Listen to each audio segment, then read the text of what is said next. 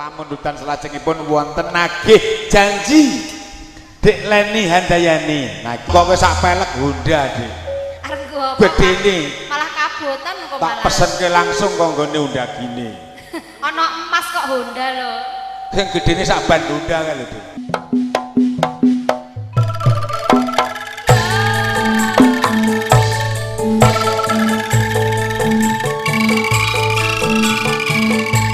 Ya, abot-abote. Iya, Pak. Nuhun pangapunten.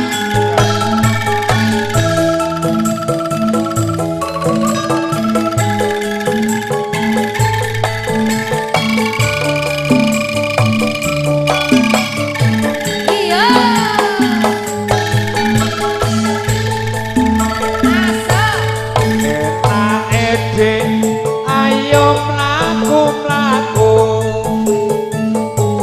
Dasare iki malam minggu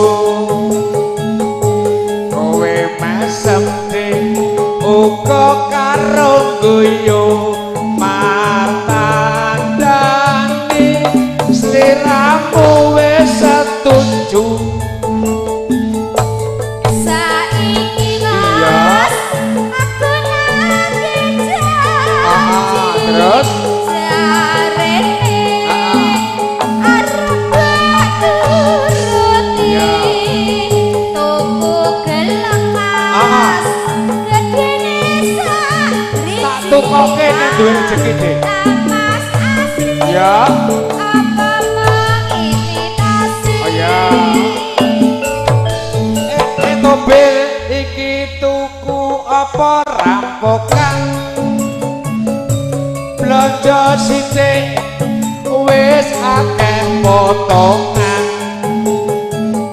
Yen soeben wis entuk tunjangan tuku gelang gedene ra ukuran. Ya. Tak tuk.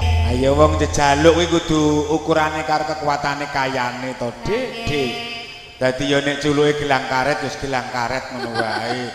Janji kuwi iso ditepati, ora kudu ditepati. Kok ya didol-dolke apa ngono to, Pak? Nek lumrahe pancen janji ki adalah hutang. Ditepati. Ning nek kanggone sing apik, nek sing elek aja ditindakake. Ayo. Daripada nandang dosa. Nggih. Aku sok ben nek campur sari kularis, aku arep maling. Lah aku aja ditindakake. Ya ta? Kuwi ora apik ngono. Iki Mas. Iya.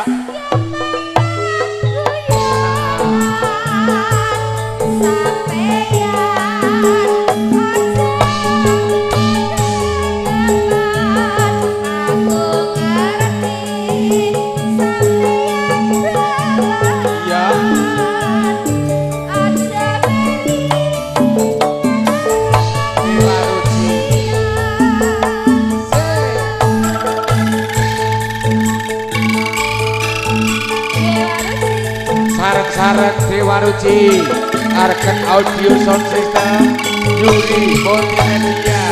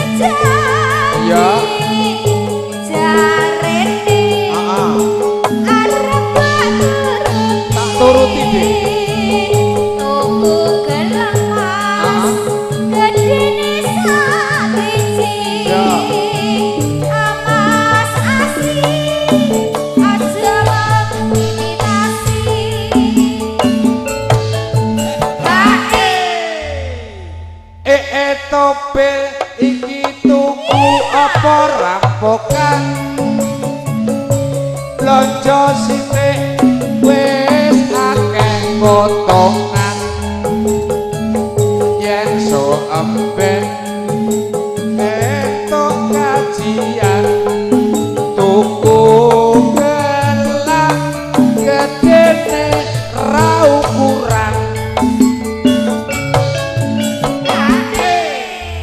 Yuk teruske Ditutup ya, Pak. heeh Aku iki Mas Yo. yang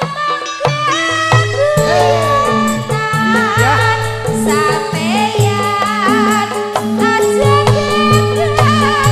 kapan Mas sampeyan aja meri Op.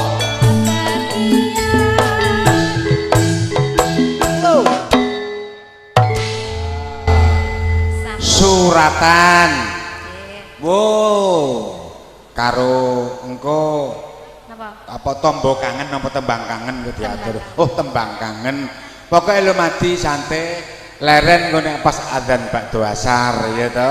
Wis kliwat tak mau wis adan jane mau. Kliwat to?